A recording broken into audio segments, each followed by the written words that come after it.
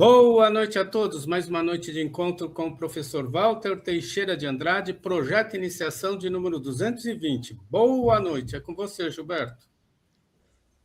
Olá, boa noite, sejam bem-vindos. Estamos ao vivo, mais um projeto Iniciação, hoje de número 220. Então, estamos aí, firmes. Boa noite, professor, bem-vindo. Boa noite, meu irmão Gilberto Catira, meu irmão Carlos Nascimento. Boa noite a todos os irmãos que estão presentes aqui no nosso encontro Projeto Iniciação. Sejam todos bem-vindos, né? E vamos aqui trabalhar, né? Esse encontro é destinado a dar a base filosófica e iniciática para aqueles que pretendem seguir o caminho da iniciação. A base, são duas bases que nós seguimos fundamentalmente, né? Os ensinamentos da mestra Helena Petrovna Blavatsky, e fundadora da Sociedade Teosófica, né? E do nosso querido professor Henrique José de Souza, fundador da Sociedade Brasileira de Eubiose. E nós também, sempre que possível e necessário, nós abordamos os ensinamentos de todos os grandes instrutores da humanidade, através dos tempos de todas as civilizações. O objetivo é a síntese do conhecimento a fim de propiciar aos pretendentes ao caminho da iniciação informações e valores importantes para essa finalidade. Outra finalidade do encontro é propiciar a reflexão a respeito do momento evolutivo que a humanidade está vivenciando neste início do século XXI e início da Era de Aquários. Sempre lembrando, nós estamos aqui no terceiro milênio, né, caminhando para a nova civilização, que, conforme o professor Henrique José de Souza, deverá iniciar no ano 3005, justamente com a nova civilização e a implantação da sinarquia. Muito bem. E sempre lembrando que o nosso mestre, o professor Henrique José de Souza, sempre nos ensinou que o Brasil é o berço da nova civilização. Então, isso é algo muito importante, né? Muito bem. A atividade mais importante que um ser humano tem para realizar na face da Terra é o projeto de iniciação, o seu autodesenvolvimento, o seu autoconhecimento. Para isso, é necessário que a pessoa se filie a uma escola iniciática. Os mestres nos indicam isso, né? Então, a pessoa pode escolher a escola iniciática que mais lhe agradar, né? Tem muitas escolas aí pelo Brasil, pelo mundo, né? Mas nós, de nossa parte, nós convidamos as pessoas a virem fazer o seu projeto de iniciação, o seu caminhar iniciático na Sociedade Brasileira de Eubiose. Para isso, o que é necessário fazer? A pessoa pode entrar numa ferramenta de busca da internet e entrar no site da Eubiose. Coloca lá, Sociedade Brasileira de Eubiose, e vai entrar no site da Eubiose. No site da Eubiose tem informações, muitas informações a respeito da Eubiose, né, da Sociedade Brasileira de Eubiose. E, além disso, tem um botãozinho lá específico que a pessoa pode consultar quais os departamentos que existem perto da sua cidade, para ela fazer o curso presencial. É sempre importante que, sendo que sempre que possível, fazer o curso presencial no curso, né? Então, a pessoa pode, entrando no site da Biose, ela entra em contato com o departamento, né? O site oferece as informações, endereço, telefone, e-mail, tudo direitinho, do departamento no qual ela deve se filiar. O site vai perguntar para a pessoa o nome e a cidade e o estado onde mora. Pronto, então a pessoa põe lá seu nome, a cidade e o estado onde ela reside. Imediatamente o site responde qual é o departamento que fica mais perto da sua cidade. Pode ser até que o departamento fique na sua própria cidade. Então, o que a pessoa deve fazer? Entre em contato com o departamento e faz a sua inscrição para fazer o curso inicial, que é o curso peregrino. Este ano já não é possível mais fazer. Então, somente lá em janeiro do ano que vem, na segunda semana de janeiro, quase todos os departamentos no Brasil iniciam o primeiro grau, que é o grau inicial, que é o grau peregrino. Então, a pessoa, então, pode fazer a sua inscrição. Faz o primeiro grau, depois faz mais 4 graus, totalizando 5 graus. Totalizando 5 graus, ela tem o direito, né, e a possibilidade, o direito de tornar-se membro efetivo da Sociedade Brasileira de Eubiose. É chamado membro da série interna. Então, aí ela pode participar, sendo membro da célula interna, ela pode participar de todas as reuniões da biose, internas e externas, palestras internas e externas. Muito importante, ritualística, a pessoa pode participar das ritualísticas, e mais importante de tudo, ela tem a possibilidade de ler e estudar as cartas de revelação do professor Henrique José Souza, que são milhares e milhares de páginas. Então está o convite. Agora, pode ser que a pessoa, que o departamento não fique na sua cidade ou fique distante. Então ela teria que se locomover, viajar, etc., né? Se não for possível, ela ir ao departamento, que é o ideal que seja, né? Assistir a aula presencial, ela pode fazer o curso através do EAD, significa ensino à distância. Mesmo assim, ela entra em contato com o departamento e estabelece com o departamento a questão, o seu registro, né, para receber os ensinamentos, as aulas, através da internet. Pronto, aí está resolvido. Ela recebe tudo através da internet. Tem ensino à distância. Aí está, então, como que ela deve fazer. É claro que as pessoas que começarem o curso em janeiro podem também aproveitar esse tempo para tomar informações sobre a biose através dos vários veículos que nós temos aí. Ver as nossas palestras aqui. Existem várias palestras também dadas pela Eubiose, né? Pela internet, e também tem um site da revista Dharana. Só a pessoa clica lá no busca da internet, Dharana, revista Dharana. Ela vai encontrar um site, na verdade, que tem todas as revistas publicadas de forma pela internet, né? Então, tem muito ensino lá para estudar, né?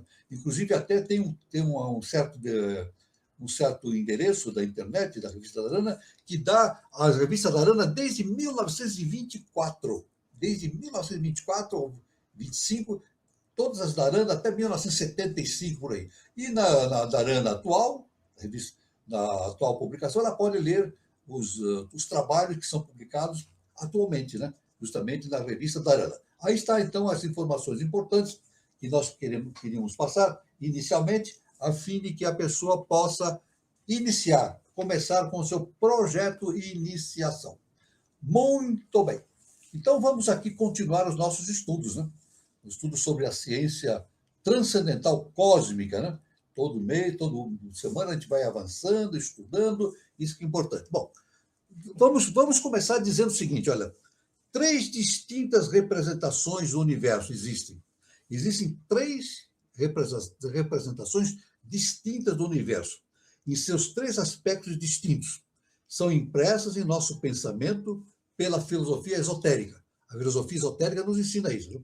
Existe o pré-existente, o universo pré-existente, o universo sempre existente, do qual promanou o primeiro, e o fenomenal, o universo fenomenal, que é justamente o universo da ilusão, do ilusório, né? Então, reflexo do Maia, o universo maiávico, proveniente do universo sempre existente, né? Muito bem? Então, durante esse grande mistério, esse grande drama da vida que nós conhecemos pelo nome de Manvantara, Manvantara quer dizer a manifestação dos universos, o cosmos real é como os objetos colocados atrás de uma tela branca, sobre a qual se projetam sombras. Os personagens e os objetos verdadeiros permanecem invisíveis, enquanto os fios condutores da evolução são manejados por mãos também invisíveis. Então, claro que o universo existe, mas o universo todo existente é conduzido por fios invisíveis que promanam justamente das entidades celestiais, né? Os homens e as coisas, que representam apenas os traços deixados sobre o fundo branco pelo reflexo das realidades dissimuladas por trás das redes da Mahayana, a grande ilusão. Assim, o ensinaram todas as filosofias e todas as religiões pré-diluvianas, como também as pós-diluvianas, na Índia e na Caldeia. Assim, os ensinaram os sábios da China e os da Grécia. Nos 2 primeiros países, China e Grécia, aqueles 3 universos eram simbolizados nos ensinamentos esotéricos pelas 3 trindades que emanam do eterno germe central e com ele constituem a unidade suprema, a tríade inicial, a manifestada e a criadora, ou as três em um. Aí significando os três tronos, né? Os três logos. Né? A última não é senão o símbolo, em sua expressão concreta, das duas primeiras, que são ideais. Então, existem três logos, né? Brahma, Vishnu, Shiva. Primeiro, segundo e terceiro logo. Nós estamos vivenciando no terceiro logo. É o logo da manifestação. Né? Muito bem? Então, a última, justamente o terceiro logos, não é senão o símbolo, em sua expressão concreta, das duas primeiras, que são ideais. Então, Brahma e Vishnu são ideais. E a terceira, Shiva, é justamente ligado à Maya, a ilusão. Aí está porque a filosofia esotérica supera a necessidade dessa concepção puramente metafísica. E só ao primeiro universo chama-se o sempre existente. Tal é a opinião de cada uma das 6 grandes escolas da filosofia hindu. É isso? Os 6 princípios daquele corpo-unidade da sabedoria, do qual a gnose, o conhecimento oculto, é o 7º. Então, aí está. Então, que dentro da filosofia de Helena Blavatsky, nós vemos na teosofia, a gente vê exatamente o delineamento desses universos. Um sempre existente, depois da origem, e esse sempre existente é comandado por uma entidade, né? Por um princípio chamado justamente o Criador, né? O imanifestado. E esse imanifestado, então, origina as diferentes possibilidades de criação em todos no universo existente. Então, a Blavatsky ela afirma que a autora, ela se refere a ela mesma, né? Que a autora dessas linhas espera que, por superficial que tenha sido a elaboração dos comentários das 7 instâncias, seja o suficiente nesta parte cosmogônica da obra para mostrar que os ensinamentos arcaicos são, em sua própria esfera, mais científicos, no moderno sentido da palavra, do que qualquer outra escritura antiga considerada e julgada no seu aspecto esotérico. Isso, então, considerando as instâncias de Dizian, né? Instâncias de Dizian, que no caso da cosmogênese são 7 instâncias de Dizian. Né? Como, porém, e já declaramos anteriormente, conforme Blavatsky afirma, esta obra, ou seja, esta obra da qual ela escreveu, né? Que é fantástica, né? A teosofia, esta obra silencia muito mais coisas do que as expõe. Convidamos o estudante a que utilize a sua própria intuição. Então, ela diz que, durante esse entendimento de expressão da obra, muitas coisas não são ensinadas, né? São apenas sugeridas, porque a humanidade não tem ainda consciência suficiente para entender. Tem essa limitação também. Né? Ela diz que o nosso principal escopo é esclarecer alguns ensinamentos que já vieram à luz, por vezes muito incorretamente a nosso pesar. Suplementar com informações adicionais, se e quando possível, os conhecimentos antes sugeridos e defender a nossa doutrina dos ataques violentos do sectarismo moderno, né? E muito especialmente do materialismo desses últimos tempos. Exatamente. Quando o HB começou a existir, evidentemente, um materialismo muito intenso. Esse materialismo é um materialismo positivista. O materialismo positivista começou justamente no início do século XIX. Né?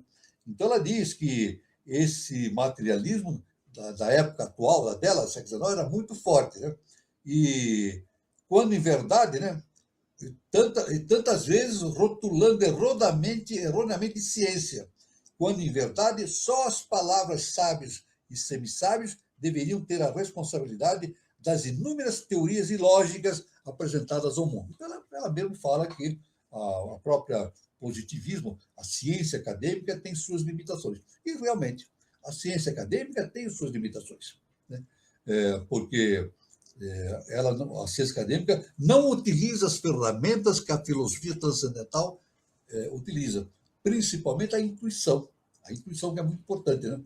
A intuição. E também a ciência acadêmica não dá valor para o processo de autoconhecimento, o processo de transformação interna. E a verdade é o seguinte: se o indivíduo não se transformar internamente, através do autoconhecimento, ele jamais vai conseguir entender as grandes estruturas do universo. Isso é básico. Para o indivíduo entender as coisas pertinentes ao universo como um todo, é necessário que ele pratique o autoconhecimento, desenvolva-se pessoalmente, a sua própria consciência. Senão, ele não chegará a lugar algum. Não chegará a lugar algum se ele não fizer o autoconhecimento.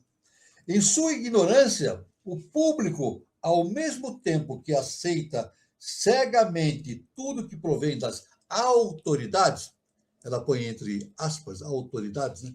Entre aspas, ela diz que o grande público, ao mesmo tempo que aceita cegamente tudo que provém das autoridades e julga de seu dever considerar como fato comprovado todo ditame oriundo de um homem de ciência, o público, dizíamos, habituou-se a zombar de tudo que dimana de fontes pagãs. Então, aí está. Isso é muito importante, essa vez a colocação que ela dá. Né? Por esse motivo, continua HPB, né? Helena Blavatsky, por esse motivo, e como os sábios materialistas só podem ser combatidos com suas próprias armas, as da controvérsia e a da discussão, julgamos conveniente inserir em cada volume um apêndice, em que são contrastadas as respectivas opiniões para mostrar como até as grandes autoridades podem errar frequentemente. Aí está. Então, ela diz que a questão no mundo existem as autoridades, né? Mas esses seres que se dizem autoridades sobre determinados assuntos, ou sobre muitos assuntos, realmente não são autoridades e erram frequentemente. Né? Como dizia Platão, né? O Sócrates. Né? Sócrates dizia, tudo que sei é que nada sei. Então, aquele que se julga ou se diz sábio, na verdade, ele é ignorante. Né? Ele nada sabe. Vamos repetir? Conforme Sócrates, aquele que se diz sábio, tá vendo? E que diz para todo mundo que entende muitas coisas, na verdade, ele é um ignorante, ele não entende nada. Agora, aquele como Sócrates, que diz assim, tudo que sei é que nada sei, esse tem o caminho aberto para o autoconhecimento superior. É verdade? Por quê? Porque quando o indivíduo admite a sua própria ignorância, ele admite a possibilidade de que ele pode subir para degraus superiores através do autoconhecimento. Então ele diz, eu não sei tudo, eu preciso estudar e através desenvolver o autoconhecimento. Né? Esse aí é a marca do sábio. A marca do sábio é essa, aquele que considera a sua própria ignorância. Acreditamos que seja útil e eficaz pôr em relevo os pontos fracos de nossos adversários e demonstrar como os seus respectivos sofismas que se pretende passar por fatos científicos são inexatos. Então, ela diz que os próprios ciência, aqueles que dizem autoridades, afirmam coisas que são inexatas, mas eles dizem que são exatas, mas ela acontece esse fato. Né? Nós, aí, HPB, continua dizendo o seguinte, nós nos apoiamos em Hermes e na sabedoria hermética, Hermes Trismegisto, e na sabedoria hermética, em seu caráter universal. Eles se apoiam,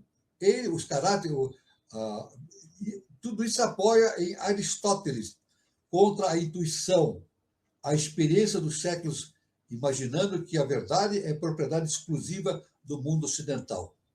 Daí a divergência. Disse Hermes, o conhecimento difere... Aí, o que Hermes falou, segundo o HPB, né? O conhecimento difere muito da razão, porque a razão pertence ao que está acima dela, mas o conhecimento é o termo da razão, isto é, o fim da ilusão do nosso cérebro físico e de sua inteligência, sublinhando assim fortemente o contraste entre o saber laboriosamente adquirido por meio dos sentidos e da mente humanas e a consciência intuitiva da alma espiritual e divina. Budi. Então, isso está bem claro, né? Então, o indivíduo só consegue entrar nesses conhecimentos superiores quando ele começar a desenvolver plenamente a sua tríade superior, que é o mental superior, né? o mental abstrato, Buddhi e Atman. Atman significa o Cristo interno. Ele somente vai começar a entender quando ele começar a desenvolver a sua tríade superior. E quando desenvolver, no momento que desenvolve a sua tríade superior plenamente, então ele tem a possibilidade de atingir o estágio de adeptado. Ou seja, ele deixa de ser um ser humano, simplesmente. Ou melhor, vamos falar mais claramente. Ele deixa de continuar passando pela experiência humana e passa a viver a experiência super-humana, para depois, em seguida, passar pela experiência subdivina e, finalmente, a divina. E realizando a volta que Jesus nos indicava, né? A volta à casa do Pai. Isso é muito importante. Né? Veja, tudo se interconecta, né? O ensinamento dos grandes sábios. Né? Seja qual foi a sorte reservada a esse trabalho em um futuro distante, esperamos haver provado os seguintes fatos, pelo menos. Então, ela diz fatos específicos que ela tinha esperança que os seus leitores atingissem esse conhecimento. Né? Então, é a esperança que ela tinha. Então, a primeira, o primeiro fato que ela aborda, a doutrina secreta não ensina o ateísmo, salvo no sentido expresso pela voz sânscrita naskita, ou repúdio dos ídolos, inclusive todo e qualquer deus antropomórfico. Nesta acepção, todos os ocultistas são násticas. Então, ela diz, então, que ela diz que a doutrina secreta não ensina o ateísmo, mas deixa bem claro que não é nós não podemos também agir através do sentido antropomórfico, ou seja, tornar Deus com características humanas. E é assim que o homem faz, né? O homem torna Deus na religião com características humanas. É isso. Tanto que a gente vê nas características um Deus raivoso, um Deus que pune, né, se castiga. Tem nas regiões, pelo mundo inteiro, né? Diz, Deus ele tem ódio daquele que não segue os seus ensinamentos, e quem não segue os ensinamentos é punido, sofre uma punição de ir para o inferno e ficar pelo inferno por toda a eternidade. Isso não é Deus. Isso aí é o Deus antropomórfico. Ou seja, nas religiões, de maneira geral, aqueles seguidores, eles fazem uma escultura de Deus à semelhança do ser humano. Então, coloca em Deus as características humanas. E não é. Então, aí significa o antropomorfismo, né? O Deus antropomórfico, que se chama. O segundo ponto que a HPB afirma, ela admite um logos, ou um criador coletivo do universo. Pronto. Ela diz, existe um logos, um criador coletivo do universo, o que a ciência acadêmica não admite. A ciência não entra nesse assunto, né? Ela admite um logos, ou um criador coletivo do universo. Um demiurgo, como se fala, né? No mesmo sentido em que se fala de um arquiteto como criador de um edifício. Então, o universo tem um arquiteto, o supremo arquiteto do universo, que cria o universo, fase por fase, né? Um criador de um edifício, muito embora o arquiteto nunca houvesse tocado em uma pedra sequer, mas simplesmente elaborado o plano, deixando todo o trabalho manual ao cuidado dos operários. Então, está como Deus faz. Né? Deus ele faz o plano e transmite esse plano para os anjos, né, que são os seus operários, e os operários, então, as hierarquias superiores, vão fazendo um trabalho de construção do universo e cuidando também da transformação das consciências que vivem nesse universo. Né? Em nosso caso, né, humano, né, foi o plano traçado pela ideação do universo e a obra da construção entregue às legiões de forças e de potestades inteligentes. Mas aquele demiurgo, ou seja, o Criador universal, não é uma divindade pessoal. Aqui a HPB diz, o Criador não é uma divindade pessoal, isto é, um Deus extracósmico imperfeito, e sim a coletividade dos Jian Shohans e das demais forças. Então, significa que Deus é uma unidade e ele se manifesta através justamente de muitas formas pelo universo, né? De muitas formas. Mas importante que dizemos o seguinte, que apesar disso, nós dizemos o seguinte, Deus cria tudo, está em tudo, mas não se divide. Importante esse entendimento. Deus cria tudo, dá origem a tudo. Ele está em tudo, mas não se divide. Olha que importante. Ele está inteiro. Cada partícula do universo tem o manifestado inteirinho dentro dele, em forma potencial. Essa forma potencial tem que ser desenvolvida, mas está em forma potencial. Tanto que no Evangelho, Jesus fala algo muito importante, que somente o ser humano mais avançado, mais estudioso, pode entender. Jesus falou assim, eu e meu Pai somos um. Ele falou, eu e o Pai somos um. Olha só, que coisa importante. Então ele diz que nele está a unidade. Na consciência de Jesus estava a unidade. Mas isso que ele falava não é somente para ele, é um conhecimento universal. A unidade está em tudo. Qualquer partícula tem a unidade de Deus. Por menor que seja, em forma ainda incipiente, tem que desenvolver as suas potencialidades para se tornar tão grande quanto o Criador. Mas tudo tem a unidade de Deus, do manifestado, mas de forma potencial. Então é importante. Deus cria. Ele cria tudo que existe, mas não se divide. Ele permanece uno, sempre. Terceiro ponto que a HPB fala é o seguinte. Os Jian Shohans, os seres de elevada hierarquia, possuem um caráter dual, sendo compostos de... Vamos ver de que são compostos os Jian Shohans. Primeira coisa, a energia bruta e irracional inerente à matéria. Olha só. Né? Então, os Jian Shohans são compostos pela energia bruta e irracional inerente à matéria. Segundo ponto, a constituição dos Jian Shohans. Alma inteligente ou consciência cósmica que guia e dirige aquela energia e que é o pensamento Jian Shohânico, refletindo a ideação da mente universal.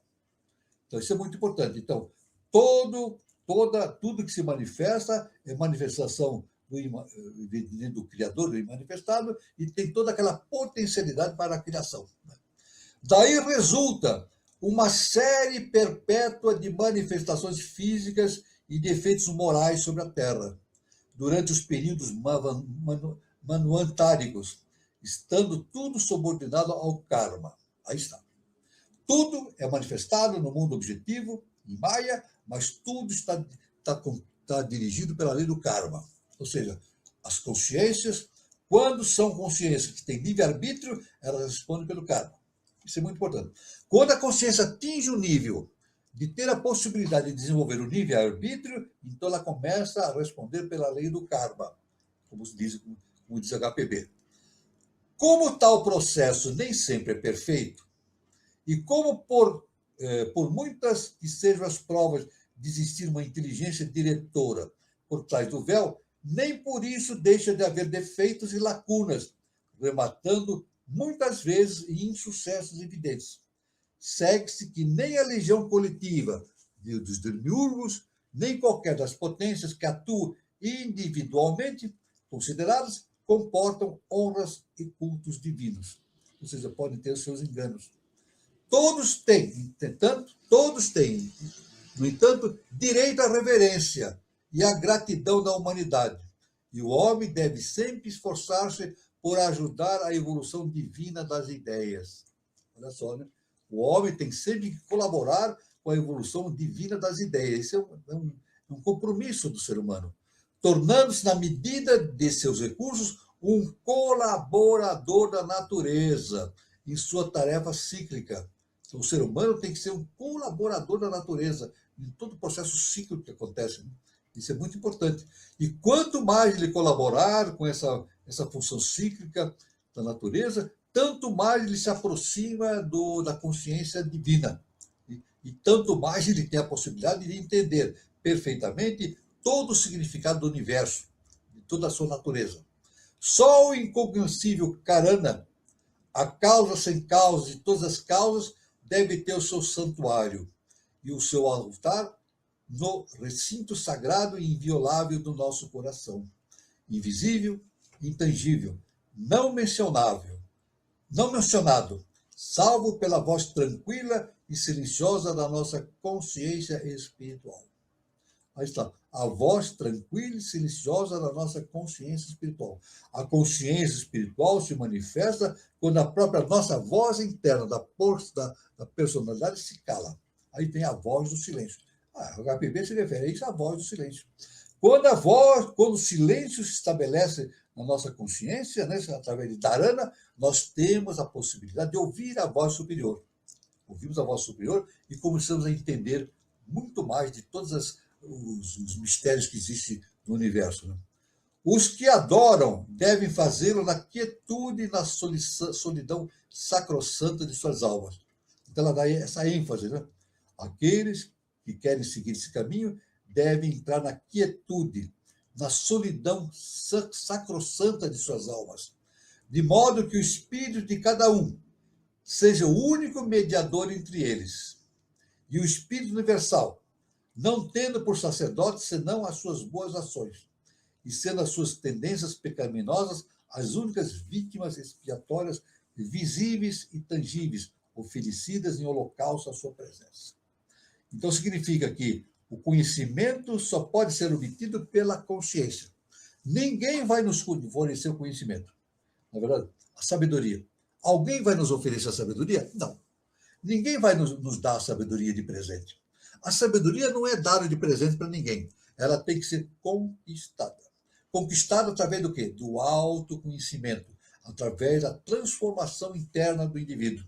É isso? Superando as suas limitações, as limitações da sua personalidade. Né? Isso é muito importante. Né? E quando orares, ele fala que nem Jesus ensinou, né?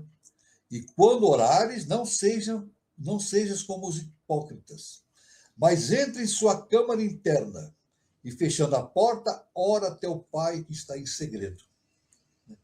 Na tua câmara interna. Inclusive, em determinados evangelho diz que a pessoa deve entrar no seu quarto, fechar a porta e, em segredo, orar, entrar em conexão com o Pai Celestial. Entra em silêncio dentro do seu quarto, com a porta fechada, e entra em contato com em segredo com o seu Pai Celestial. Nosso Pai se acha dentro de nós em segredo.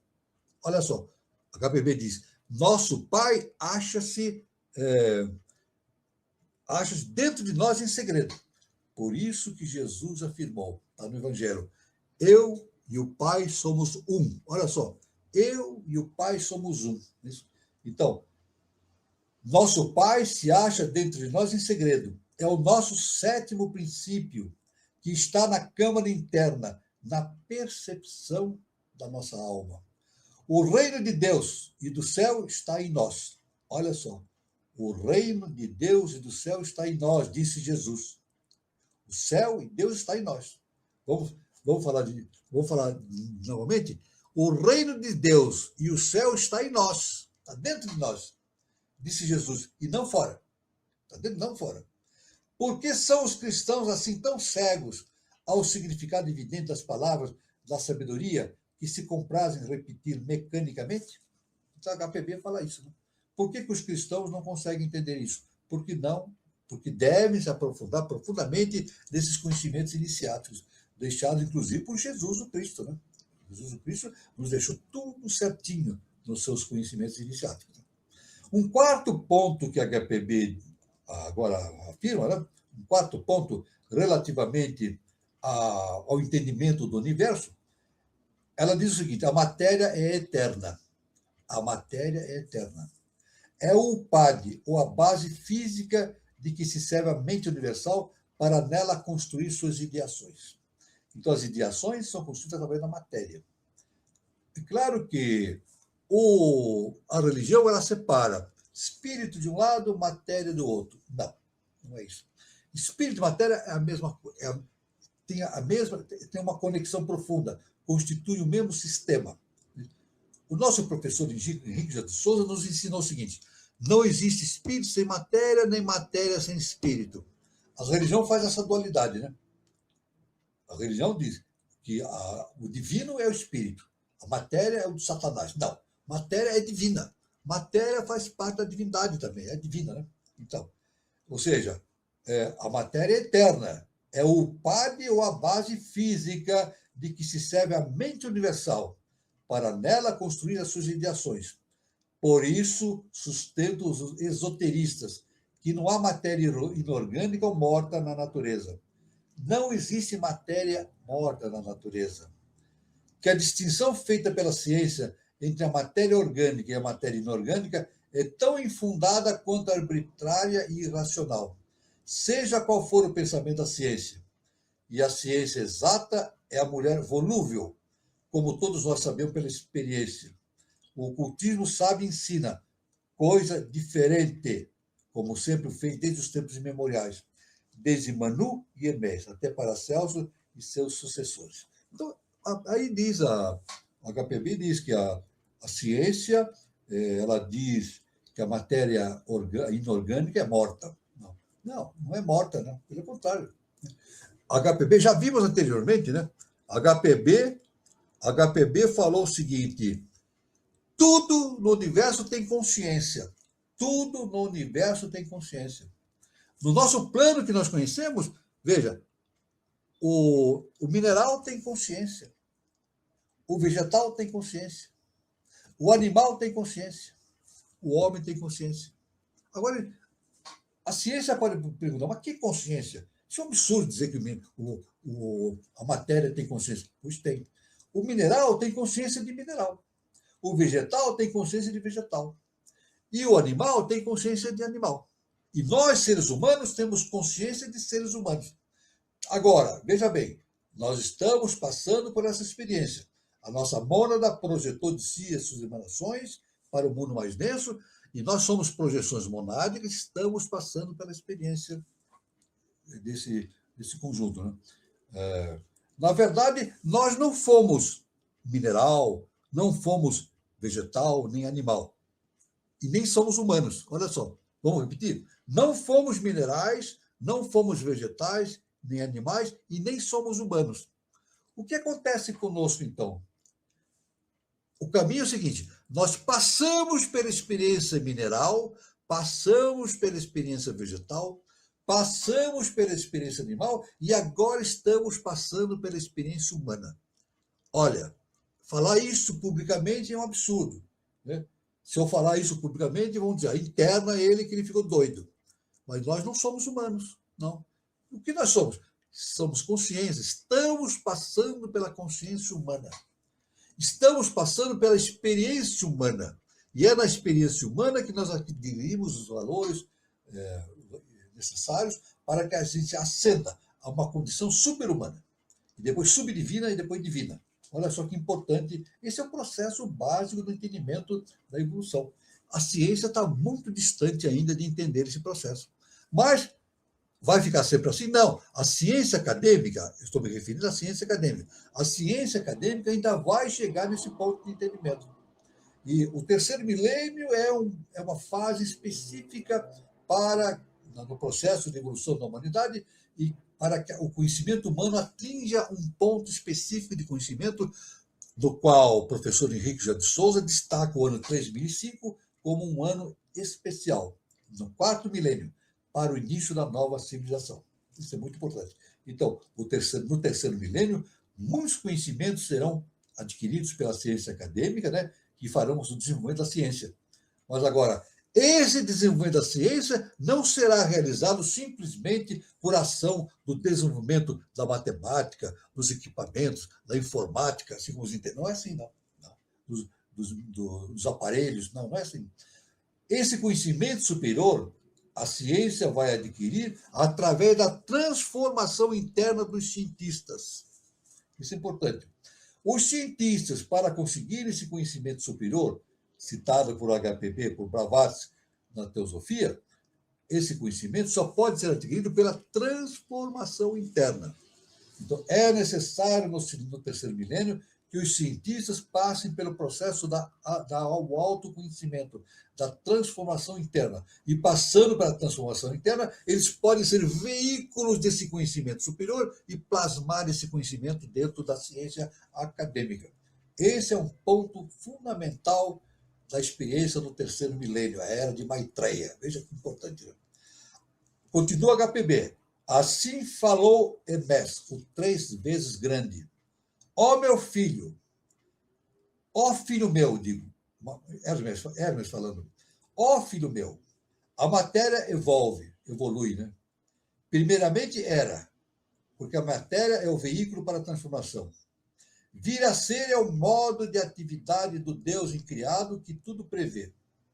Havendo sido dotada com o germe da que virá a ser, a matéria objetiva é conduzida ao nascimento, porque é modelada pela força criadora segundo as formas ideais. A matéria ainda não gerada não tinha forma. Ela evolve quando é posta em ação. Olha só, Hermes Trismegisto, há milhares de anos já falava isso, essas coisas importantes na sua ciência iniciática, né? E HPB traz isso para o nosso conhecimento. A excelente tradutora e compiladora dos fragmentos herméticos, doutora Anna Kingsford, consigna a explicação em uma das suas notas. Aqui a HPB cita a doutora Anna Kingsford. Eu quero citar. Foi uma discípula de Helena Blavatsky. Ela foi presidente da Sociedade Teosófica na Inglaterra. E ela foi a segunda médica que se formou na Inglaterra no século XIX. Antigamente, não existiam médicas. Só os homens eram médicos. Então, na Inglaterra, uma médica se formou e a Anna Kingsford foi a segunda que se formou médica. E era uma excelente médica, né? Além disso, ela foi discípula de HPB. Eu até peço a todos que quiserem na internet, né, tem site dedicado para Anna Kingsford. Todo mundo pode acessar, né? Fizeram um site para ela, né? Então, a pessoa pode acessar e obter muitos conhecimentos. E Anna Kingsford foi uma excelente teósofa, né? E seguidora da HPB, e, como disse, presidente da Sociedade Teosófica em Londres. Né? Muito bem. Então, Anna Kingsford falou o seguinte, segundo diz aqui a Blavatsky, né? O doutor Menard, um estudioso, observa que a mesma palavra em grego significa nascer e vir a ser. A ideia é esta. O material que compõe o mundo é eterno em sua essência. Mas antes da criação ou do vir a ser, se acha em condição passiva ou imóvel. Era, portanto, antes de ser posta em ação. Agora vem a ser. Evolve, ou seja, é móvel e progressiva. Então, a matéria está evoluindo. Né? Tudo no universo evolui. Veja, tudo no universo evolui. É isso. A ciência, pela astronomia, ela olha o universo, né? As galáxias, etc. A ciência vê isso como um aspecto físico apenas. Mas não é somente, não. Tudo isso que nós vemos pelo universo, pelas galáxias, é a parte física do universo. Mas entremeando essa parte física tem os níveis hiperfísicos, né? E os níveis hiperfísicos que compõem o universo. E tudo isso está em evolução. E tudo isso tem consciência. Isso é importante. Tudo tem consciência. Consciência pertinente ao seu estágio evolutivo. Isso é muito importante, né? E acrescenta a doutora Anna Kingsford a seguinte doutrina puramente vedantina da filosofia hermética. Então, a HPB diz que a doutora Anna Kingsford fala a respeito desse assunto de maneira vedantina, conforme o Vedanta, né, da filosofia hermética. Então, Anna Kingsford falou o seguinte, conforme a HPB nos indica, né?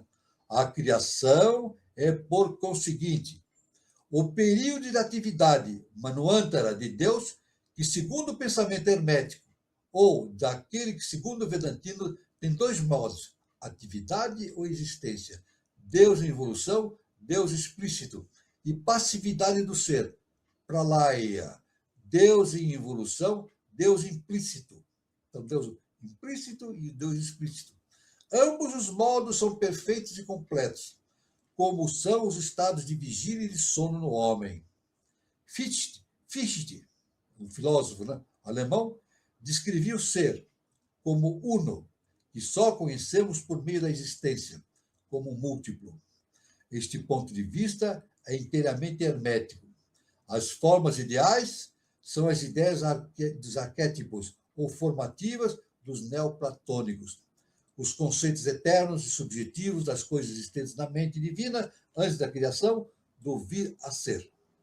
Ou como na filosofia de Paracelso. HPB continua dando a descrição, dando o ensinamento que Anna Kingsford passou através dos seus trabalhos, né? Então, a Anna Kingsford disse o seguinte: todas as coisas são um produto de um criador, de um esforço criador universal. Nada existe morto na natureza. Tudo é orgânico e vivo, e por isso o mundo inteiro parece ser um organismo vivente. Olha só o que a Anna Kingsford disse: nada que existe no universo é morto. A gente olha para uma pedra, pensa que ela não tem vida, mas a pedra tem vida. A gente mora, tudo tem vida, né? Tudo tem vida. Uma pedra, um vegetal, um ser humano, e assim, tudo no universo tem vida, qualquer coisa, né? Então, isso é muito importante se entender. É um conhecimento extremamente avançado, né? No século XIX, HPB Blavatsky já trouxe esse conhecimento, né? Tanto que ela foi revolucionária, né? A filosofia, o conhecimento ocidental não tinha esses dados ainda. Ela trouxe do Oriente, da Índia, né? Do Tibete, dos mundos internos. Ela trouxe tudo isso e começou a divulgar no Ocidente. É claro que o Ocidente, de maneira geral, os ditos estudiosos, né, sábios, não entenderam. E, pelo contrário, não entenderam e até perseguiram o HPB. Até hoje. Existe até hoje. Se pesquisar aí na internet, pode até ter filósofos dizendo, pode pesquisar, de filósofos dizendo que a HPB era uma enganadora. Existem filósofos dizendo isso, que a HPB enganou o mundo, que nada que ela diz é perfeito, nada é digno de ser crível. Então, mentira, tudo. Tudo que a HPB trouxe, ela mesmo disse que não foi ela que trouxe, não foi ela que inventou, ela que ensinou. Ela trouxe através dos grandes mestres, ela foi veículo dos grandes mestres e trouxe isso para o século XIX. E fez uma importância extraordinária. Não tanto no século XIX, mas agora com o século XX e XXI. Né? Isso aí gerou muitos sementes, muitos efeitos no século XX e no século XXI agora pelo terceiro milênio. Está servindo de base isso. Tanto que a HPB, na sua própria cosmogênese, ela diz que no século XX surgiria um ser de elevado entendimento que daria continuidade a esse conhecimento. A HPB fala isso. Aqui, numa publicação que eu tenho aqui, na página 61 da Cosmogênese, do livro número 1. Ela diz que no século XX, né, existiria, um ser viria para a face da Terra com um conhecimento enorme e daria continuidade a esse trabalho dela. Ela estava se referindo, dentro da eubiose, a gente entende isso, está se referindo ao professor Henrique G. de Souza. Ele veio, trouxe esse conhecimento de HPB, expandiu pelo século XX e jogou para o terceiro milênio. O professor não só, ele desenvolveu esse conhecimento do século XX e jogou para o terceiro milênio. Ele deu essas ideias do início da Era de Maitreya, que ele diz que começou no ano 2005. A Era de Maitreya começou em 2005. E a nova civilização vai começar, segundo o professor Henrique de Souza, no ano 3005. Isso, o início da nova civilização e do surgimento da sinarquia na face da Terra. Né? Isso é muito importante, então, esse entendimento. Né? Muito bem. Um quinto ponto importante aqui, dado por HPB, estamos seguindo aqui ponto por ponto, né? HPB fala o seguinte: o universo se desenvolveu do seu plano ideal, mantido através da eternidade na inconsciência do que os Vedantinos chamam Parabrahman.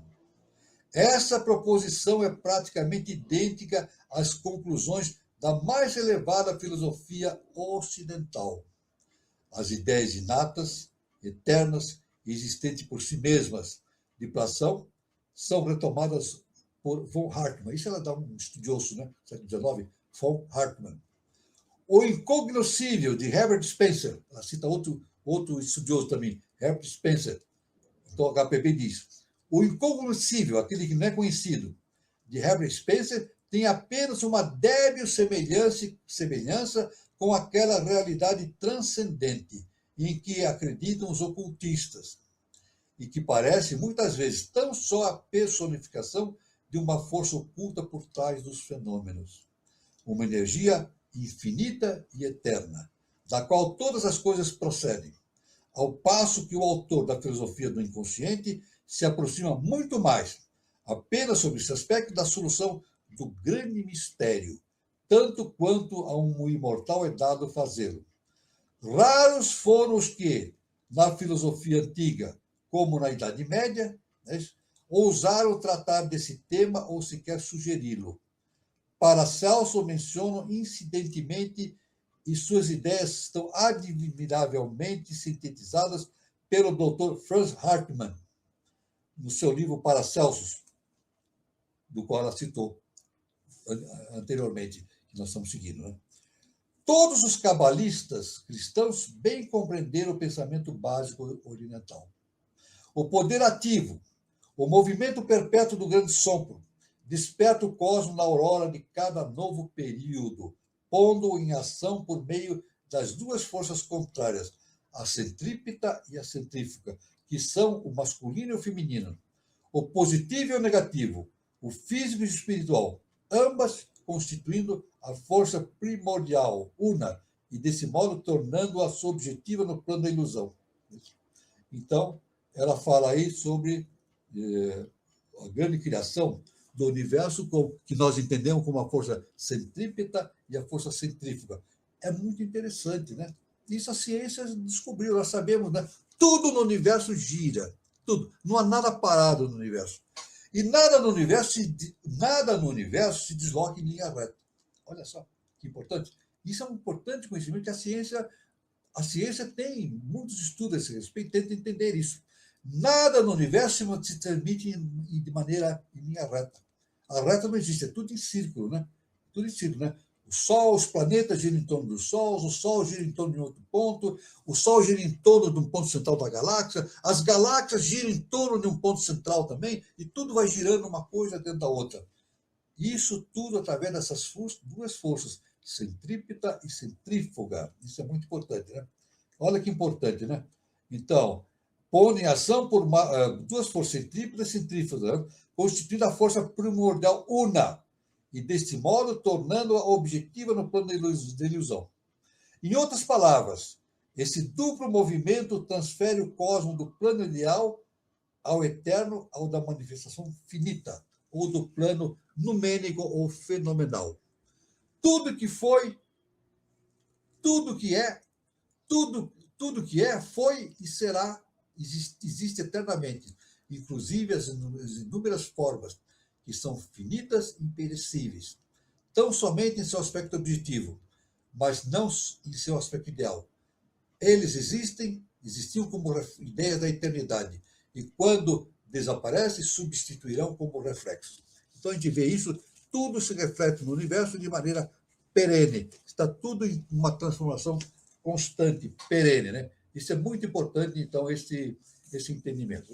Mas, aqui, eu quero agora continuar aqui mais uma vez. Eu vou parar um pouco nesse ponto da abordagem da Blavatsky aqui e falar sobre uma ideia muito importante. Talvez não seja possível terminar hoje, mas vamos dar início aqui também. Sobre justamente a ideia sobre o espírito. Já está falando em evolução, falamos sobre o espírito. A falta de acordo entre os autores a respeito do emprego de tal palavra deu origem a uma tremenda confusão. O espírito, né? Geralmente é tomado como sinônimo de alma, e os entendidos apoiam o seu uso. Nos ensinamentos teosóficos, a palavra espírito é aplicada unicamente ao que pertence diretamente à consciência universal, e que é a sua emanação homogênea e pura. Assim, a mente superior do homem, ou seja, o seu ego, manas, quando ainda unida de modo indissolúvel ao Budi, é um espírito, enquanto o termo alma ou até animal, humanas inferior, que atua como instinto dos animais, aplica-se apenas à cama manas e é classificado como alma vivente. Na verdade, a alma no ser humano é justamente o mental concreto e a sua parte emocional, né? O mental concreto e a parte emocional. Então, unida, então, isso dá a alma vivente. Essa é um nefesh, em hebraico, o alento de vida. O espírito é uniforme e imaterial, e quando se encontra individualizado, é da mais elevada substância espiritual. Sada Sattva, a essência divina de que é formado o corpo dos mais elevados dhyanis que se manifestam. Por conseguinte, os teósofos repelem a denominação de espíritos para aqueles fantasmas que aparecem nas manifestações fenomenais dos espíritas e dão a tais fantasmas o nome de cascas, além dos outros. Em breves palavras, o espírito não é uma entidade no sentido de ter forma, visto que, como declara a filosofia búdica, onde há forma, há causa de dor e sofrimento. Onde há forma, há causa de dor e sofrimento. Porém, cada espírito individual, entendendo-se que essa individualidade dura apenas todo o ciclo de uma vida manuantárica, pode ser descrito como um centro de consciência. Então, o espírito é um centro de consciência. Um centro autossenciente e autoconsciente. Um estado, não um indivíduo condicionado. Isso explica porque há tanta riqueza da palavra em sânscrito para expressar os diferentes estados de ser, dos seres e entidades, com a particularidade de que cada denominação indica a diferença filosófica no plano a que pertence tal unidade e ao seu grau de espiritualidade ou materialidade. Olha só que coisa interessante, né? Infelizmente, esses termos são quase intraduzíveis para as nossas linguagens ocidentais. Não deve ser confundido com a alma, o espírito. A matéria é o veículo para a manifestação da alma nesse plano de existência. E a alma é um veículo num plano mais elevado para a manifestação do espírito. E os três formam uma trindade sintetizada pela vida que impregna a todos. Deus de paz. São Paulo estabelece também claramente a distinção entre alma e espírito. Nós devemos também fazer essa distinção entre alma e espírito. Nas seguintes passagens, vemos São Paulo ali, conforme o HPB, né? E o Deus de paz santifique-os em tudo, para que o vosso espírito e alma, o corpo, seja guardado inteiro. Continua Paulo de Tarso, porque a palavra de Deus é viva e eficaz e mais penetrante que toda espada de 2 fios e alcança até partir a alma também o espírito. Esta distinção parece ter sido esquecida por completo em nossos dias. HPB afirma, né? A palavra espírito é usada indistintamente, o que pode dar origem a grande confusão. Em seu verdadeiro significado, espírito é uma unidade, um poder vivo universal, a origem de toda a vida. Porém, a palavra espírito e a palavra espíritos são empregadas com muita frequência para significar coisas invisíveis. Porém, apesar disso, substanciais, tais como formas, figuras e essências elementares, sombras, espectros, aparições, anjos e diabos. Espírito significa vontade consciente. O espírito, então, HPB diz, o espírito significa vontade consciente. E, sob esse aspecto, todas as coisas são expressão do seu próprio espírito, que reside em seu interior. Porém, o espírito, sem organização nem substância, não tem individualidade e é como um sopro. Só depois de organizado, o espírito pode ser substancial dentro de uma forma viva e que só pode existir como um ser individual. Então, isso é muito importante, então, essa questão da diferenciação para o nosso entendimento da ciência iniciática, a diferenciação entre alma e espírito. Espírito, somente, é algo movimentado pela consciência superior. E a alma faz parte da nossa consciência humana, né? A alma, na verdade, o que é? O mental concreto e a emoção. O mental e a emoção unindo dá a alma, né? Agora, o que evolui no ser humano é a alma. Então, a alma evoluindo, quando a alma evolui, ou seja, a condição mental e a condição emocional evolui e atinge um estado de equilíbrio, há possibilidade para que essa consciência passe para a tríade superior. Aí sim, aí começa realmente o processo de manifestação da consciência superior no ser humano, né? Através da tríade superior, ou seja, o mental superior, Budi e Atman. Aí isso é muito importante, esse entendimento, né? Essa transição de alma para espírito, né? Aí, é claro que aí surge a inteligência também, né? O nosso mestre diz: a inteligência do ser humano é a projeção do Espírito de Deus no homem. Nós temos o Espírito de Deus em Deus, nós, né? Tudo que tem no manifestado está em nós. Isso é importante. Tudo, repetindo, tudo que está em Deus, no manifestado, no Tati, está em nós, contido. Só que em forma ainda potencial para ser desenvolvida. Aí, por isso que Jesus, terminando, por isso que Jesus disse o seguinte: conhecereis a verdade e a verdade vos libertará. Ou seja, conhecer a verdade é conhecer o Deus que existe dentro de nós. E quando nós tomamos consciência desse Deus, nós nos libertamos do quê? De nós mesmos. Nos libertamos da nossa personalidade. E passamos a viver integralmente na tríade superior, desenvolvendo as nossas potencialidades para rumos específicos e superiores da evolução cósmica. Muito bem. Eu passo a palavra agora para o nosso irmão Carlos Nascimento, pondo uma finalização aqui na nossa explicação, no nosso dia, e vamos passar a palavra para os nossos irmãos que estão presentes aqui na sala, na nossa sala, né, para trocarmos ideias, se tiverem perguntas a fazer, ou se tiverem ideias para expor, esteja à disposição. Muito interessante, professor. Tem algumas perguntas, sim, depois eu passo, mas o interessante é que, nas colocações que o senhor fez, tudo está tão próximo da gente, né, professor? Né? A essência divina, o nosso entendimento com relação a Deus, tudo está tão próximo da gente, Deus está em nós e a gente não consegue ter essa conexão, essa percepção, né? Mesmo na meditação, mesmo na oração, né? Deus está dentro de nós, a unidade está dentro de nós. Por isso que Jesus é um anjo, Jesus é um anjo, né? Um ser evoluído, né? Muito evoluído. Então ele disse: eu e o Pai somos um.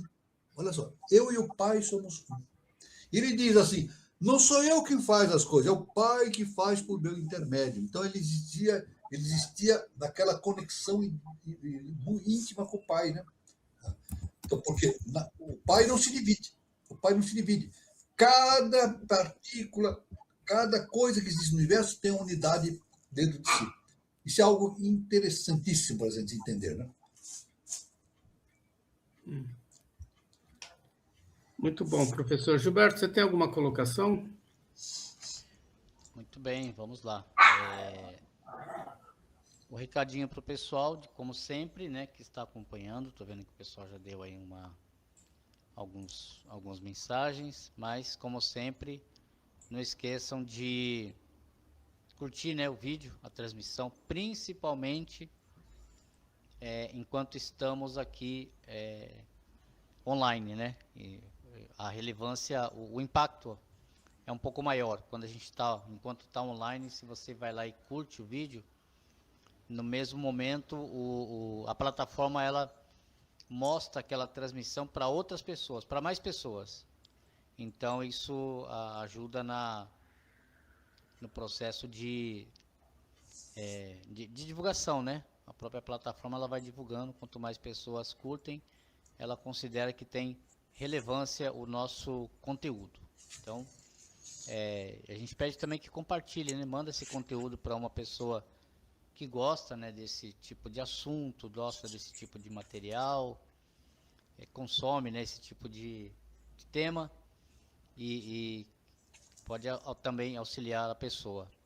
E inscreva-se no canal, principalmente se for novo, né, estiver passando por aqui, seja agora ao vivo, enquanto nós estamos, pode inclusive deixar aqui a sua pergunta ali no chat, que o professor Walter responde a todos os questionamentos que são colocados. E lembrando que hoje é o programa de número 220, esse número de 220 aqui no canal é apenas do projeto Iniciação. Então, todos esses programas são 220 de temas de iniciação, conforme nós conversamos aqui hoje, todos com abordagem exclusiva aí do professor Walter, explicando, colocando o seu ponto de vista, dando dicas, né? E aqueles que estão iniciando, né, os seus estudos agora, ou pretendem iniciar, por exemplo, quem for fazer o curso peregrino da eubiose no próximo ano, fica aí uma ótima fonte uma indicação, né, como referência para poder de pesquisa. Então você tem aí muito material, você pode pesquisar nos vídeos aqui no site.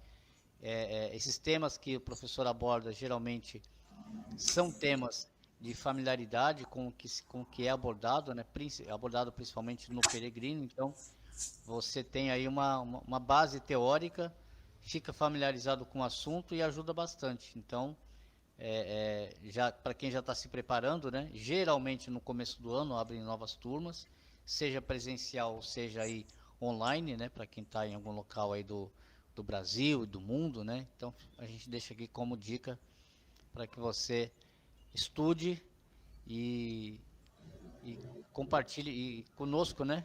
Aprenda conosco aqui, a gente vai interagindo aí. Então é isso. Vamos lá, Carlos. Vamos lá. Tem uma pergunta aqui do Guazelli, professor. Sim. Ele fala do livro, né, O Poder do Silêncio, de Tolle. Fala no primeiro capítulo que, se você entender este primeiro capítulo, não precisará ler o resto. É interessante essa abordagem desse autor, né? Evidentemente, ele explicou tudo no seu livro que ele queria, mas o capítulo primeiro foi o capítulo fundamental, né? Isso aí, todo conhecimento é assim, né?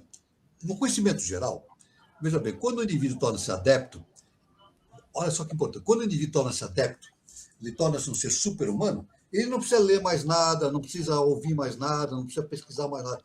Ele vê tudo diante dele. Diante dele, não, dentro de si.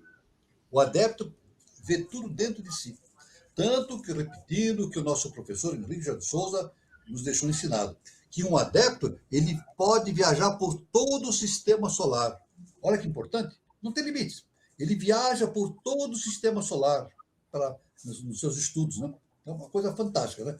Então, aí está, é interessante isso que o Guazelli nos falou, né? Desse autor, né?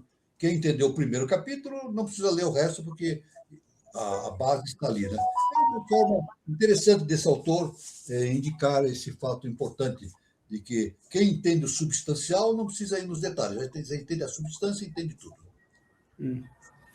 Muito bom, professor. E ele também coloca em relação a qual a contribuição do Dr. Falk na evolução, na separação do joio do trigo, né? E eu vou mais longe, professor. Por exemplo, quando tem uma guerra, a Primeira Guerra Mundial, que morreu tanta gente, Segunda Guerra, qual a contribuição disso na evolução da humanidade? A gente teve recentemente, né, essa pandemia e tudo mais. Qual a contribuição para a evolução humana nisso? Olha, nós devemos entender o seguinte. O professor Henrique de Souza falava uma coisa bem simples, mas se a gente entender isso, que nem esse sentido que o Guazelli falou, né? Quem entende aquele primeiro capítulo entende tudo, né? O professor me deu uma coisa simples. Quem entende isso tem a possibilidade de entender muitas coisas. O professor diz o seguinte: nada acontece por acaso. Pronto. A pessoa. Aí o Guazelli fala aí da evolução, cita o nome de uma pessoa, do joio e do trigo, né? Agora, você falou também da Primeira e Segunda Guerra Mundial. Nada acontece por acaso. Não é verdade? Devemos dizer o seguinte: esses seres que vêm e produzem a guerra, não tem seres, eu não vou dizer nome aqui, não vou entrar em nome. Existem seres que vêm e produzem guerra. A humanidade é sempre assim, né? Poderosos, reis, ditadores, vêm e produzem guerras e morre muita gente, né? Veja bem, muita gente pode dizer assim, eles fizeram mal. Claro, na cabeça deles existia aquela maldade. A gente não pode entender que um tirano seja bonzinho. Um tirano, a tirania já disse esse nome, ele vai fazer maldade. Mas aquela maldade que ele faz não é por acaso. Ele está cumprindo algo inconscientemente, ele cumpre algo pela ciência, pela ciência cósmica. Ele é um cobrador kármico. Pronto, aí está. Na verdade, se não tiver karma, não tem guerra. Se não tiver karma, não tem sofrimento. Quando não há sofrimento, não existe karma. Que nem disse Buda, né? O que causa o sofrimento, Buda já falava há 600 anos antes de Cristo. Ele dizia, o que causa o sofrimento é a ignorância. E no momento que o indivíduo elimina a sua ignorância e atinge a sabedoria, ele torna um ser feliz. Ele é feliz, torna-se um ser sábio. Ele torna-se um sábio. Não é isso? Então, a causa de tudo que acontece de ruim no mundo é o karma. O karma, né? Aí a gente pode pôr epidemia, guerras, nada acontece por acaso.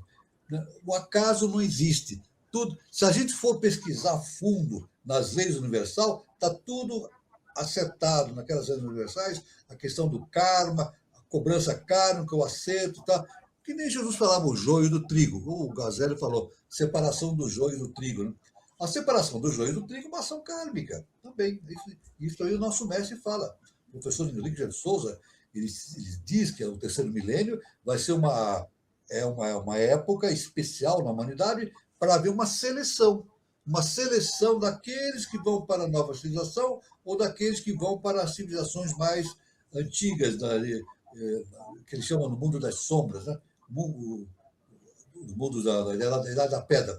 Agora, só que essa separação kármica não é julgamento. Deus é um julgamento, mas não é Deus não é um castigo de Deus. Viu? Deus é amor e perdão. Deus não pune nem castiga. A gente precisa pôr isso na cabeça de vez. Deus não pune nem castiga. Deus dá sempre oportunidades. Por quê? Porque Deus é amor e perdão. Porque Deus está dentro de nós. Deus está dentro de nós. Então nós temos que atingir esse entendimento superior. É um mistério. Por quê? Agora, isso é um mistério. Eu estou falando isso aí, né? Deus está dentro de nós. Ele criou tudo. E nós temos a nossa incapacidade de entender Deus. Por quê? Ninguém sabe. HPB fala isso. Tem um ponto no livro da HPB que ela diz que esse mistério da ligação entre o imanifestado e o manifestado é um grande mistério que tem que ser entendido por aqueles que estão no processo de evolução. Por que Deus criou o mundo maiávico? Por quê? Por que isso tinha que ser feito? É um mistério. Mistério, né? Agora, a verdade é o seguinte, esse mistério não vai ser explicado para nós pelos sábios. Não são os sábios que vão nos explicar o mistério. Veja bem, o mistério tem que ser desvendado por nós mesmos. Cada um tem que resolver esse mistério, entender esse mistério por si mesmo. É o processo do autoconhecimento. Então, nós não sabemos. Mas uma coisa é certa, nada acontece por acaso. Nada, está tudo dentro da lei do karma. Está tudo dentro do padrão da lei do amor e do perdão. Isso é indiscutível. Conforme essa natureza do Criador, do Eterno, né? Do imanifestado. Muito bom, professor. A Bia coloca o seguinte, professor. Sim. A parte o véu de Maia, sem divisões, para fins de compreensão humana, como poderíamos entender, Madame Blavatsky, enquanto manifestação do espírito de verdade, seria adepto Bodhisattva? A parte sem véu de Maia, sem divisões. Para fim de compreensão humana, como podemos entender HPB? Enquanto manifestação do Espírito de Verdade seria adepto Bodhisattva. Bom, veja bem, vou ver se eu consigo expressar de forma a satisfazer esse nosso irmão, Wellington, né? Veja bem, nós vivemos no mundo maiávico, sem divisões, né? Agora, tudo que acontece de conhecimento no nosso universo maiávico acontece através de veículos. Veículos. Tudo aquilo que o ser humano faz é através de uma atividade veicular. Ele é veículo da divindade. Nós não criamos nada, não inventamos nada. Somos veículos. Tudo já existe perpetuamente no universo. Nós apenas podemos servir de veículos para esse conhecimento, para o mundo para a forma humana. Madame Blavatsky foi isso, né? Ela foi manifestação, podemos dizer, do Espírito da Verdade, né? Porque os mestres que por ela se manifestavam eram seres de hierarquia, traziam esse conhecimento, né, de adepto, você sabe muito mais do que isso, né? Traziam esse conhecimento. E Blavatsky servia de veículo para esse conhecimento. Esse foi o grande processo de vida de Blavatsky, né? Se ela não tivesse um conhecimento alto a respeito desses assuntos, não fosse uma pessoa diferenciada, se ela não fosse uma consciência diferenciada, ela não seria possível ela ser veículo.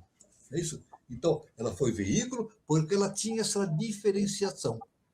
Ela tinha esse processo de conjugação da sua vibração com os seres superiores, adeptos, bodhisattvas e assim por diante, né? Então, ela foi veículo. E tudo acontece isso dessa maneira, né? No nosso mundo sensível, né? No nosso objetivo. Tudo acontece através de veículo. Que nem Jesus o Cristo, né? Jesus o Cristo foi veículo da divindade. Por isso a gente chama assim, Jesus o Cristo cósmico. Jesus. Existia o ser humano, aquele ser humano que era descendente da casa de Davi. Yoshua Ben Pandira. Fazia parte da nossa coletividade aqui. Um ser já desenvolvido espiritualmente. Mas ele foi veículo do Cristo cósmico. E assim sempre acontece na história da humanidade, né? Então, todo esse conhecimento vem através de veículos, e a nossa função é nos tornarmos veículos. Qual é a nossa missão? A missão do ser humano, através desse entendimento, é tornar-se veículo do eterno. É isso? Veículo da obra do eterno. Que nem o professor Henrique José de Souza disse, o importante é nós sermos veículos da obra do eterno na face da Terra. Nós temos que ser veículos da obra do eterno na face da Terra. Isso é um conhecimento importantíssimo, que a pessoa, a pouco e pouco, vai desvencilhando-se de tudo que entorpece o seu conhecimento, libertando das suas limitações, e vai entendendo isso de maneira ampla e perfeita. Muito bom, professor. Agora tenho uma pergunta do Paulo Meira, professor. Ele coloca o seguinte: boa noite a todos. Se a divindade está bem próxima da gente, como ponderou o professor Carlos, por que a eubiose fica tratando dos assuntos tão grandiosos e distantes de nós? Obrigado. Pois é, nosso irmão Paulinho, Paulo. Veja bem. Paulo, nós temos Deus dentro de nós. Mas não esse Deus que está dentro de nós somos deuses esquecidos. Jesus, o Cristo, foi bastante incisivo, ele foi bastante claro. Ele disse, vós sois deuses. Quer dizer, nós temos a unidade dentro de nós, de Deus. Mas só que, no nosso caso, ela está adormecida. Nós temos que despertar essa divindade que existe em nós. Não é verdade? Então, qual é a função da eubiose? Por que a eubiose ensina, e os grandes mestres ensinam, para nós, se todos nós temos Deus dentro de nós? Porque Deus que está em nós está adormecido. Então, nós temos que despertar esse Deus. Então, a função da eubiose é justamente isso. E das escolas iniciáticas, do todo, né? E tudo, a função de todos os mestres, né? É despertar o Deus que existe dentro de nós. Isso é importante. O processo todo é despertar o Deus que existe dentro de nós. E despertando o Deus que existe dentro de nós, as possibilidades de entendimento vai aumentando de potencialidade, né, para a gente atingir um conhecimento superior, através dos números e infindáveis caminhos que existem pelas rotas da evolução universal. Muito bom, professor. A Cristina de Araújo, ela coloca o seguinte: a evolução ocorre através do mental e emocional, alma, por isso a importância das reencarnações, professor Walter, transformando vida-energia em vida-consciência? Existe. Então, a evolução que ocorre dentro de nós é a evolução da alma. É o mental e o emocional. O mental e o emocional é que a psicologia fala do psicomental. A psicologia chama do psicomental. A alma é justamente o emocional com o nosso mental inferior. É a nossa alma. E o espírito é a transcendência desse estado justamente ligado à tríade superior. O que ocorre no indivíduo, no ser humano, é a evolução da alma. é a alma que evolui. E no momento que o indivíduo consegue fazer o equilíbrio entre a emoção e a mente, então a sua alma estabelece uma ligação com o espírito, com a sua condição de entendimento superior, que se estabelece através da tríade superior. Né? Aí, tudo isso acontece através da descida de vida, energia e subida de vida e consciência. Desce vida e energia e sobe vida e consciência. Ou seja, desce a vida e energia, transformando toda aquela natureza em potencialidade. Isso é um mistério. É o caso da mônada. A mônada vem do Sol central, vai morar no primeiro logos, Brahma, e de lá ela emite. Cada mônada emite uma projeção sua. E essa projeção vai descendo, descendo até o nível mais denso, e depois essa projeção tem que seguir o caminho inverso. Tem que seguir novamente e atingir novamente o primeiro trono, seguindo aquilo que o Jesus nos disse, a volta à casa do Pai. Então, agora, nessa intermediação, entre o plano mais denso e o plano mais superior, existe a nossa alma, né? O ser humano. Né? Então, o que evolui em nós é a alma. A alma evolui. Por isso que nessa explanação que nós trouxemos de HPB, é uma diferença que existe entre a alma e o espírito. A alma, realmente, a alma está contida no nosso quaternário, né? E o nosso espírito está relacionado com a tríade superior. Então, isso é importante, esse entendimento, né? Tudo bem? Muito bom, professor. Tem uma pergunta aqui do Paulo, deixa eu ver.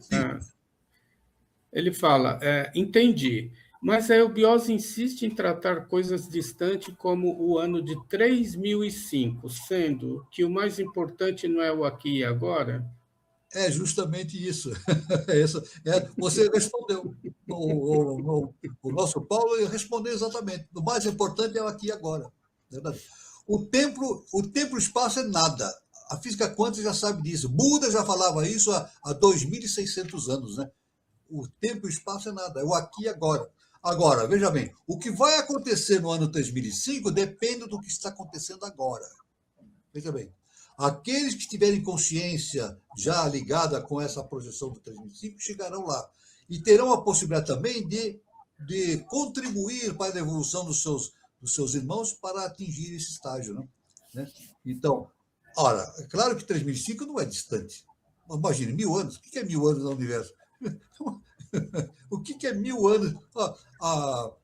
As galáxias, a luz das galáxias demora bilhões de anos para chegar a nós. Bilhões de anos. O que é 1000 anos? Nada. É um piscar de olho, é uma coisinha insignificante, 1000 anos.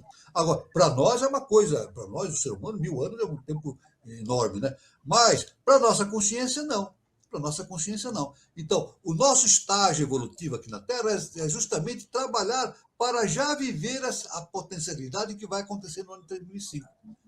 O ideal é que todos aqueles que estejam aqui, pelo menos uma elite, já trabalhe potencialmente como se estivesse em 3005, numa nova civilização, e transmite esse conhecimento para os seus irmãos. É a função da eubiose, a função do professor.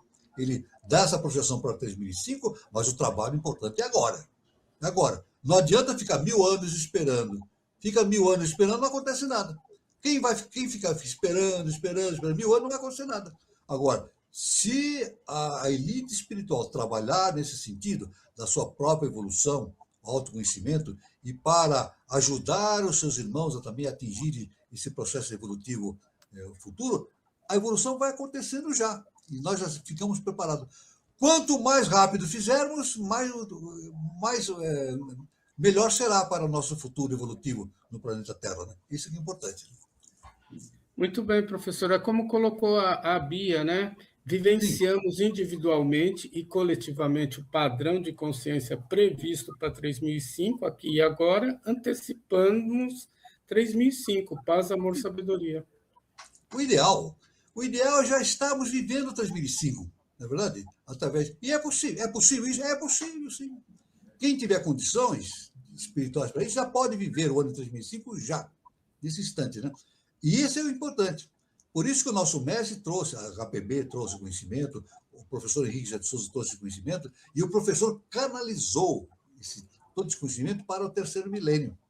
Nunca o planeta Terra passou por uma situação tão única como essa. Nunca, isso eu posso dizer com certeza, nunca o planeta Terra passou por uma situação tão específica como agora, porque é a separação do joio e do trigo, né? Então, aquilo que estiver em condições vibratórias com o terceiro milênio, com o ano 3005, vai para lá. Quem não tiver, vai ter a oportunidade de evoluir em outros estágios evolutivos, em outros planetas. Né? Mas nunca aconteceu isso na Terra. Nunca, nunca. Veja bem, as civilizações desapareciam fisicamente e os seres que desencarnavam reencarnavam novamente na Terra. Agora, fim de ciclo. Fim de ciclo. Separação do joio e do trigo. Quem estiver preparado, reencarna em direção do 3005 e mais adiante. Quem não estiver, não reencarna mais na Terra. Vai reencarnar em outros globos para continuar seu projeto evolutivo. Deus dá esperança e oportunidade para todos, sempre. O Guazelli coloca o seguinte, se somos deuses, então não precisamos mais evoluir? Olha, é que nem aquilo que... O Guazelli, é que nem você falou aquele autor, né, que ele disse assim, quem leu o primeiro capítulo, entendeu, não precisa ler mais o livro. Não é verdade? Jesus falou, vós sois deuses. É o primeiro capítulo. Se a gente entender esse primeiro capítulo, não precisamos mais entender, ficar lutando com esse conhecimento. Somos Deus, existe a potencialidade em nós. Somos Deus, a unidade. Jesus queria dizer, vocês têm a unidade de Deus dentro de si. Mas, na prática, nós não entendemos isso. A nossa alma, o que impede? Já ligando com a resposta anterior, o que impede esse conhecimento? É a alma. É justamente a alma, a personalidade. É a alma nossa que impede que a gente veja o Deus que existe dentro de nós.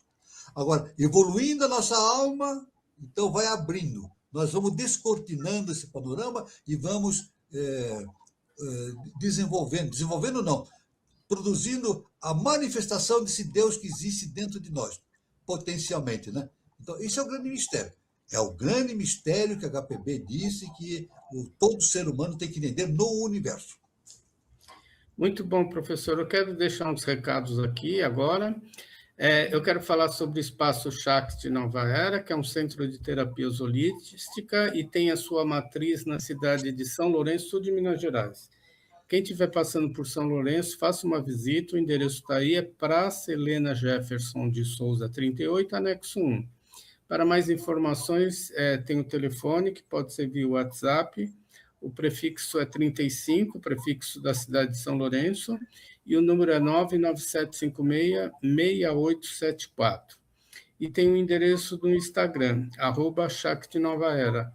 Lembrando que tem filial do Espaço Shakti Nova Era no Departamento da Eubiose de Brasília, Departamento da Eubiose de Juiz de Fora, e 2 endereços em São Paulo, Departamento da Eubiose de Santana e também Departamento da Eubiose do Sumaré. E também avisar sobre o projeto de iniciação, né? Aqui no canal Conexão 3005, todo sábado, no mesmo horário, às 20h40, o nosso querido professor Walter Teixeira de Andrade traz vários assuntos sobre iniciação.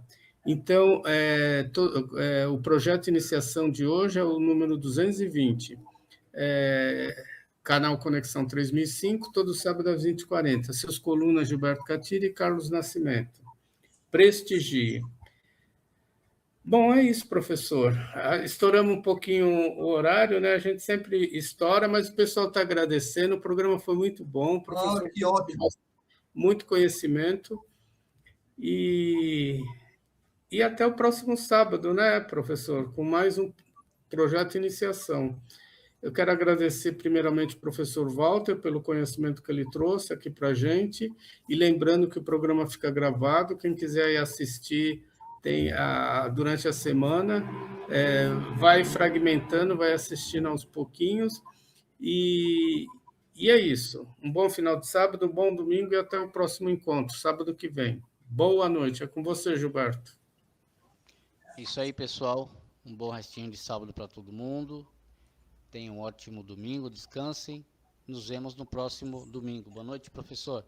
Boa noite, meu irmão Catira, meu irmão Carlos Nascimento.